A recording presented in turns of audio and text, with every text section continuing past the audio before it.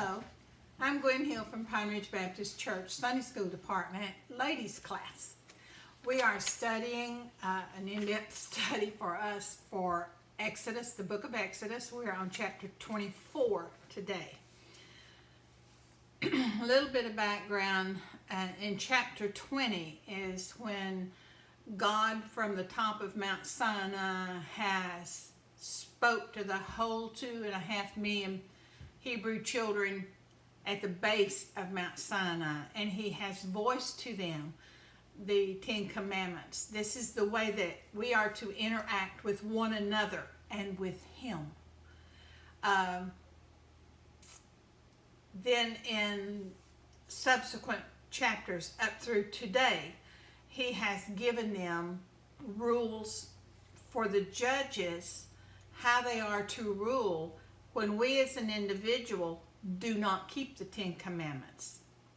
For example, if I steal from you, how the judges are supposed to judge the case that is brought against me as the thief. That's what these have been. They have been rules for how to get a nation to be cohesive, to bring that nation together. This is just a group of people up until this chapter. And now they began to become a nation. God is forming them into a nation. Nations have to have rules if they're going to rule or exist without a lot of chaos. So that's what's been going on up until now. This chapter, chapter 24, is describing the ratification of the covenant, the Mosaic Covenant that God made with Israel. We already know about one covenant that God made with Abraham, the promises that were made to Abraham. Abraham didn't have to do anything. God selected Abraham. God shared with him how he wanted to bless Abraham. And when the covenant was made, he put Abraham to sleep. And then he walked through the carcasses of the sacrifices that in their day and time was how you ratified a contract. God himself did that. Abraham didn't. The contract was all about what God was going to do. There was nothing in that contract that required Abraham to do anything. This covenant is different. This covenant has a lot of contingencies in it. This one is not just God. This one is the people of Israel now have a responsibility, and they're going to be called upon to abide by that. And if they don't, there's difficulties coming. God has shared with them what he would do for them if they kept the covenant. The main part of that covenant being holding him as the only one true God and obeying him and having absolutely no idols. And so that was the responsibility of the Israelites in this covenant. God's end of this, he told them marvelous things that he would do for them if they kept the covenant. They would have long physical lives. They would have no barrenness and no miscarriages in their families. He would protect them in all of their battles. He would enable them to be prosperous, whether it be growing their own food or in securing the land that he was taking them to. A lot of wonderful promises to them if they kept the covenant. We're on the other side. We can look back and see they didn't keep the covenant. They may have had wonderful ideas about keeping the covenant, but they didn't do it. But that's the story for another day. Today we're going to start Exodus chapter 24, verse 1. Then the Lord, and this is the New International Version. Then the Lord said to Moses, "Come up to the Lord, you and Aaron, Nadab and Ahu, and 70 of the leaders of Israel. You are to worship at a distance, but Moses alone is to approach the Lord. The others must not come near, but the people may not come up with him." All right, they're at the base of the mountain. God has prior told them Nobody goes up that mountain. Nobody even touches the base of the mountain. It's certain death. The amount of holiness that our God is, sin cannot get that close. His holiness demands it. So they went to great lengths to protect the base of the mountain from the curious, from the people who thought, well, why not me? From the arrogant, and from everything else. But here is God. He's now issuing an invitation to come to the mountain. He is wanting Aaron and 2 of his 4 sons. We met Aaron in Exodus chapter 6, I think, and it mentions his 4 sons and his wife. Well, this is 2. I'm assuming it's the 2 older. I don't know. So he's inviting Aaron, who is Moses' brother. He is inviting his 2 nephews. He is inviting certainly Moses, and then they're inviting the 70 elders of Israel. Do you remember when Jethro was there, and Jethro says, you have got to have help, and they selected 70 trustworthy men representing all 12 tribes to be the helpers for Moses, to prevent Moses from overworking and to prevent the people from having such lengthy lengths of time from having their problems addressed. So that's who these 70 are. And they are to approach the Lord. They're not going to go all the way to the top of the mountain. They're only going to go part way. But Moses is going to be invited to come closer. But none of the general public at the base of the mountain is to encroach upon that mountain. The same rules apply there. As I was reading a commentary, Wiersbe Bible commentary, I'm going to read it to you because I want to be sure I'm accurate with what he's saying. Israel had to worship at a distance because that was God's command. But God summons believers today to enter into his presence through the new and living way. That's Hebrews chapter 10, 19 through 25. You'll find that. Draw near to God and he will draw near to you. James 4:8. And we don't come fearfully to a stormy mountain, but confidently to a gloriously heavenly city where our names are written down as citizens of heaven. That is found in Hebrews 12:18 through 24. The covenant that God is making with Israel now gives them access, but it gives them access at a distance. It also requires them to be very mindful of how holy God is and how sinful they are. Verse 3 says, when Moses went and told the people all of God's words and laws, they responded with one voice. Everything the Lord has said, we will do. Were they sincere at the time? I want to think they were. But they were agreeing to something without knowing the consequences or what they were going to be facing. I want you to remember, these are 2.5 million people who were former slaves. This is not a nation before today. They are becoming a nation. This is a group of extended family that had not had the ability to say where they would go, when they would come, what they would do, when their day started, when their day ended. There's a lot to an independent nation, and it's a big deal. And God's covenant that they're ratifying today is like our Constitution here in the United States. It's a big deal. You have to learn how to be a nation. From verses 4 through 8, this is one of the main turning points in the history of the Jewish nation of Israel. It defines them even unto today. This is the ratification of the covenant. Okay, verse 4. Moses wrote down everything the Lord had said. He got up early the next morning and built an altar at the foot of the mountain, and he set up 12 stone pillars representing the 12 tribes of Israel. Moses is at the foot of the mountain, and he's going back to his education in Pharaoh's court. He knows how to write, he knows how to read, and he knows how to put things in order. He is setting, and what he is writing for the people right now is chapter 20 and the 10 Commandments. He's also writing the end of 20, 21, and 22 and 23. He's writing everything we've been studying for the last 3 weeks. He's writing it down for these people. If you were buying, as an example, if you were buying a car, would you want to go in and say, oh, I want that car? And they say, okay, it costs this amount. Hand us the money over. And you hand over the money and you walk out. No.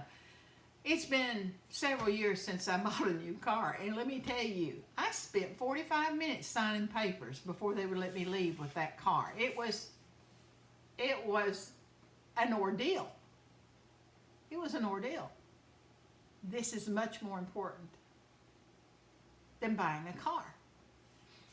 Moses wanted the people to know exactly what they were agreeing to. He's writing it all down.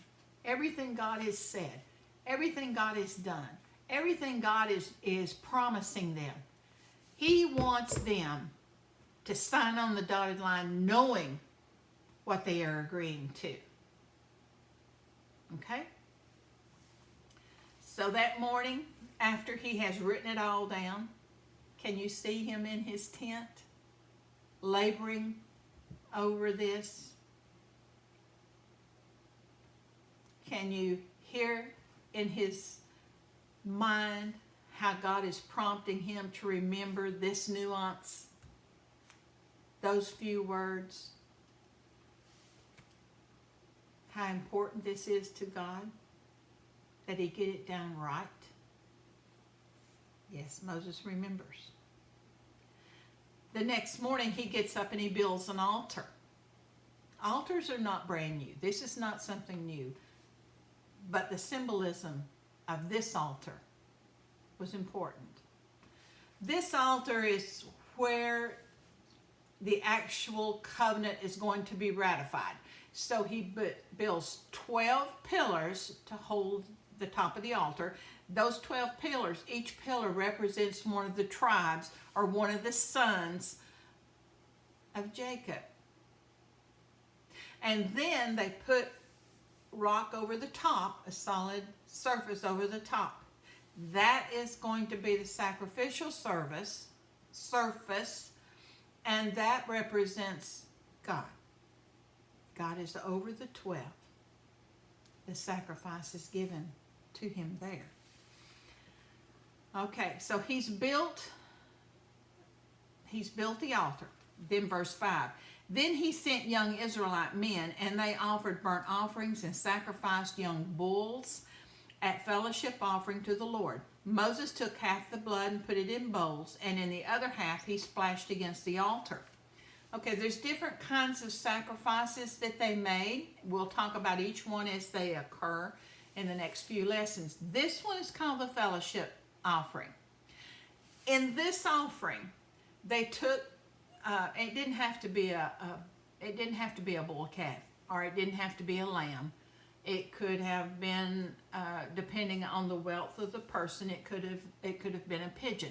However, at this point, they were bulls, young bulls. They brought them in. They would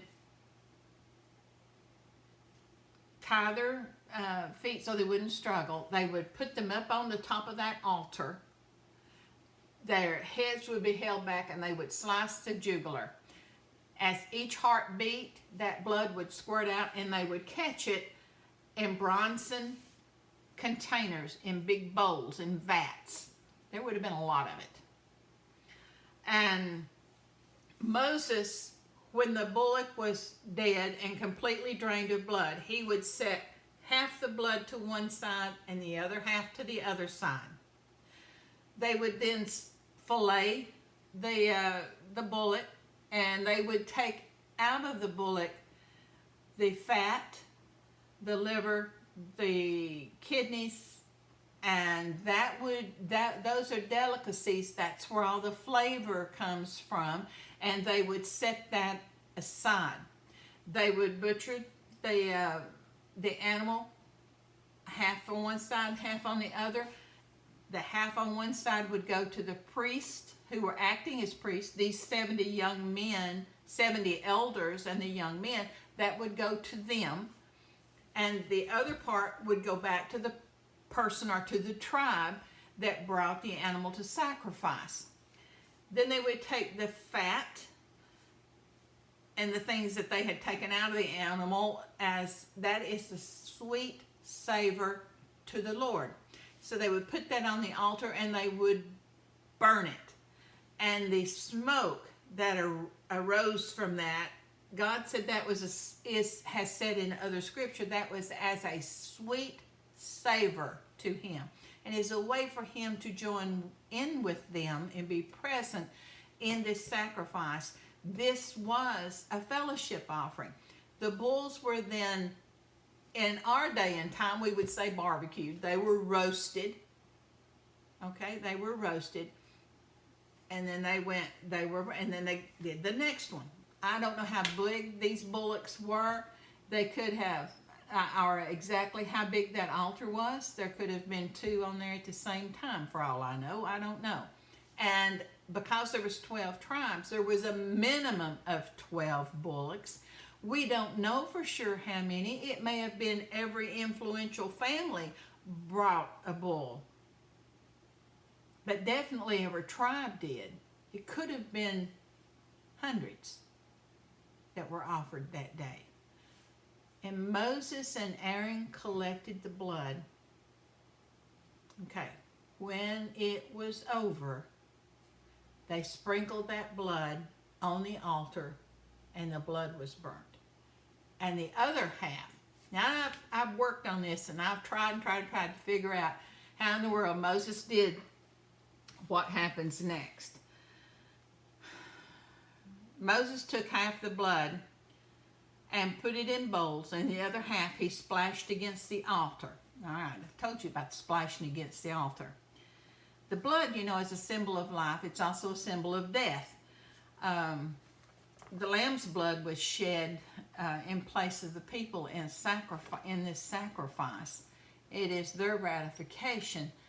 In our day and time, we know that blood is your lifeline. You can, quote, quote, bleed to death.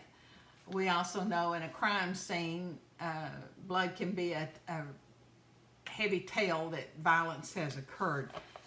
But he had two bowls. One has already gone to the altar. What's he going to do to the other one? Look at verse 7. Then he took the book of the covenant and he read it to the people. There's 2.5 million of them.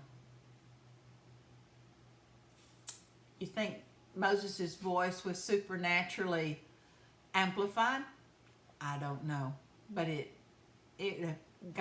may have been talking to the 80 elders first, and then they turn around and repeat it to the people behind them. I don't know how that worked, but I do know they knew what Moses was saying. He took the book, the one that he had written the day before, and he read it to the people, and they responded, "We will do everything the Lord has said. We will obey." Moses then took the blood. He sprinkled it on the people. "This is the blood of the covenant that the Lord has made with you in accordance with all of these words."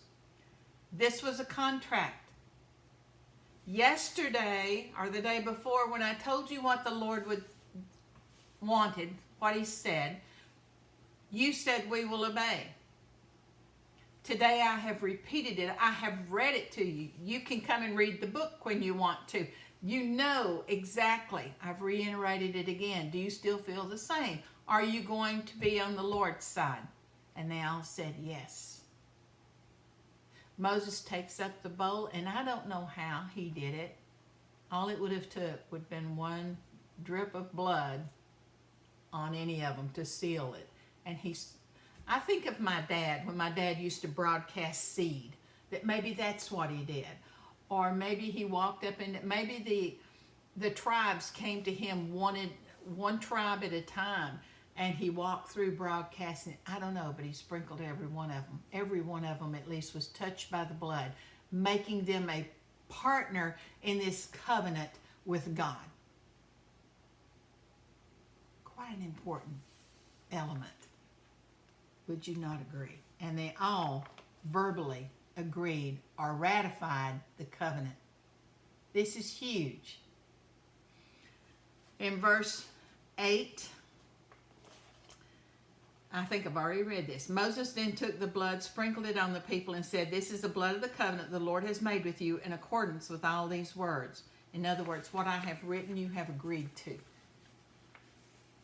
You are now officially, legally, God's people. He has made promises to you. You have made promises to him. Moses and Aaron, Nadab and Abihu, and the 70 elders of Israel went up to the mountain. God saw the God of Israel. Under his feet was something like a pavement made of lapis lazuli, as bright blue as the sky. This is sapphire. In another place, it's sapphire blue. So we know one thing. When we get to heaven, there's going to be a lot of blue.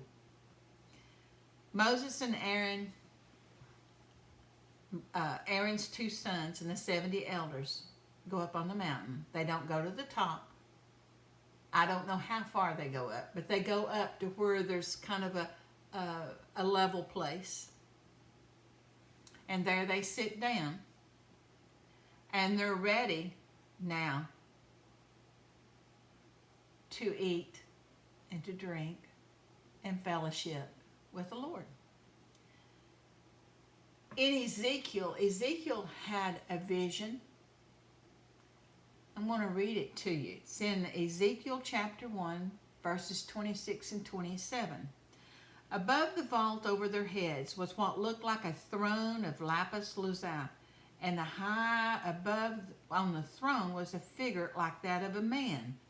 I saw that from what appeared to be his waist up, he looked like glowing metal, as if full of fire, and that from there down he looked like fire, and a brilliant light surrounded him. Sounds very similar to what we're reading here in chapter 24 of Exodus, doesn't it? He's in verse 10 it says, "They saw God of Israel. Under his feet was something like a pavement made of lapis lazuli, as bright blue as the sky." Do you know, God has suspended, because he invited them, the command not to come up the mountain, and he's going to allow these men to see as much of him as their sinful natures can tolerate. And in essence, what we're reading is they were able to see his footstool. It's kind of remarkable, isn't it? Kind of remarkable. Verse 11. But God did not raise his hand against these leaders of the Israelites. They saw God, and they ate and they drank. What did they eat?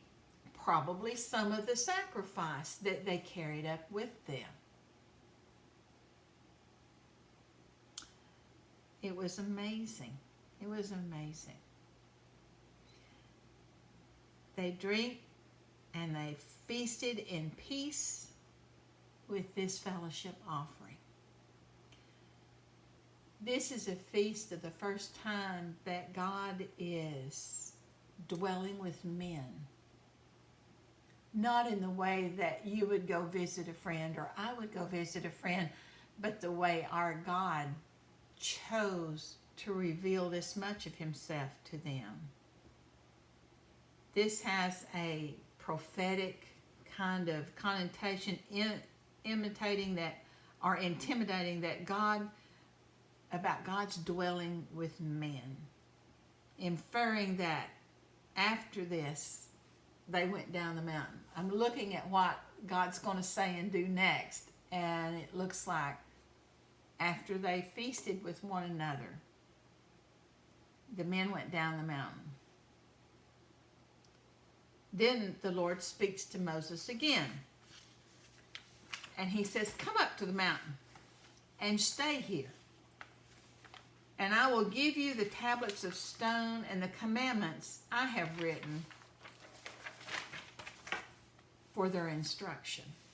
This is the original 2 tablets of stone that God wrote the 10 Commandments on with his finger. Moses has gone down to the bottom of the mountain and he says, I want you to come back up here. I want you to dwell with me for a little while. I've got something I want to give you. Something that's going to be very important in the lives of the Israelis. Come back up, Moses. So Moses, in verse 13, Moses went out with Joshua at his side, and Moses went up to the mountain of God. As far as I know, as far as I can read, this is the first time that Joshua has went up the mountain.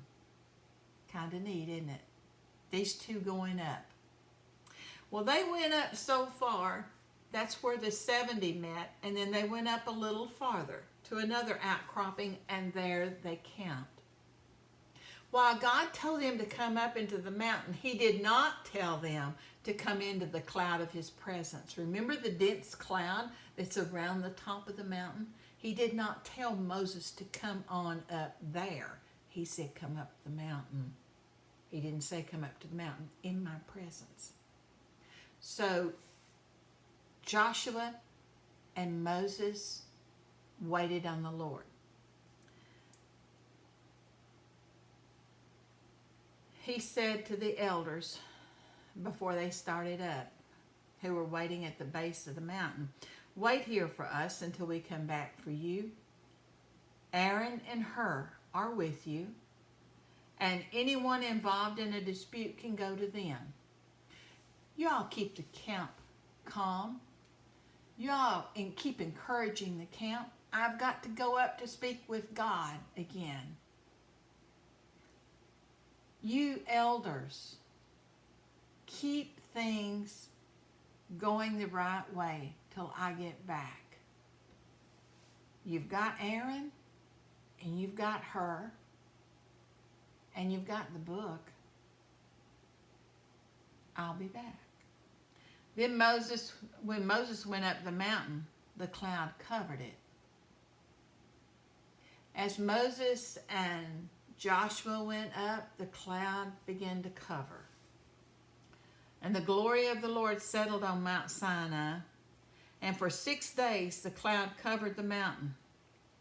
God loves 6 and 1. He loves that ratio. Work 6 days, rest on the 7th. On the 7th day, the Lord called to Moses from within the cloud. To the Israelites, the glory of the Lord looked like consuming fire on top of the mountain. It would have been so fearful to them. Their leader was up there. They saw he and Joshua go up the side of that mountain. They probably, some of them stood there and watched till they could not distinguish them, that they lost sight of them. But they went up the mountain to talk to God.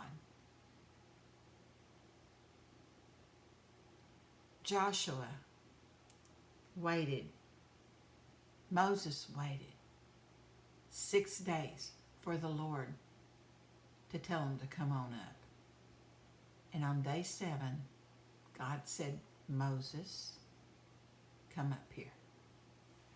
Imagine Joshua sitting there in the camp and waiting. It would have been scary to the people down below. Their natural inclination would have been, there goes our leader, and there's the fire, and there's the dents. How can he survive that? He probably will never come back. Verse 18, because they're like babies, remember? Then 18, then Moses entered the clouds as he went up the mountain, and he stayed on the mountain 40 days and 40 nights. If we go to Deuteronomy 9:9, we read, when I went up, this is Moses talking, when I went up to the mountain to receive the tablets of stone, the tablets of the covenant which the Lord made for you, then I stayed on the mountain 40 days and 40 nights. I neither ate bread nor drank water. God sustained him for 40 days and 40 nights. What a time they must have had. If God sustained him, my mind is taking me to where He didn't get tired. There were so many things God wanted to share with Moses. And so many things Moses wanted to ask and Moses wanted to understand. Moses spent 40 days and 40 nights in the presence of God. Who do you know about in the New Testament that went out into the wilderness for 40 days and 40 nights? This concludes today's study. I hope you enjoyed it as much as I did when I was studying it. Have a good day. See you next week.